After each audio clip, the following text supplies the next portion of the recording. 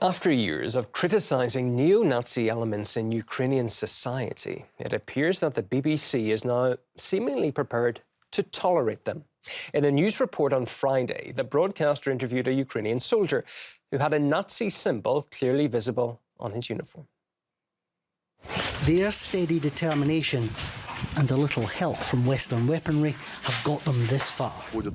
Mark tells us we have to move.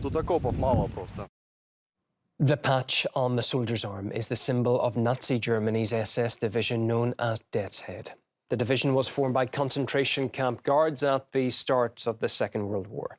It was known for the mass murder of war prisoners, including 97 British soldiers captured in France in 1940.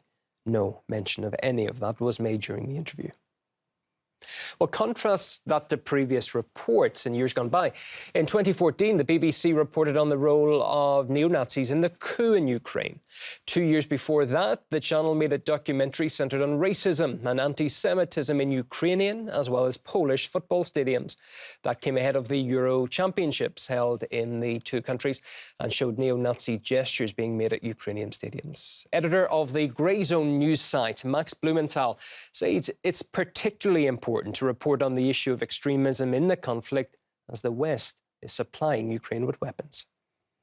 As I just revealed at the Grey Zone, the BBC correspondent and fixer who is shaping that network's coverage of the events around Mariupol is actually a Ukrainian nationalist public relations operative who is involved in creating a viral app that is being called by the Washington Post one of the top Ukrainian information weapons. And so I'm not surprised with the whitewashing.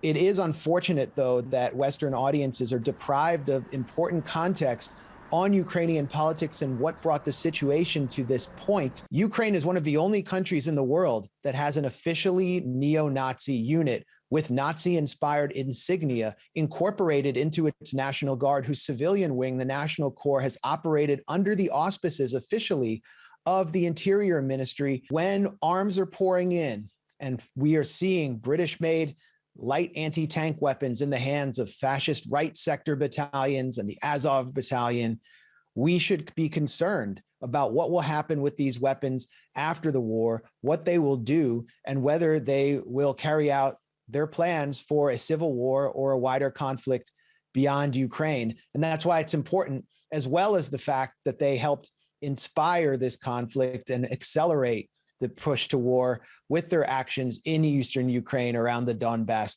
consistently attacking civilians and violating agreements.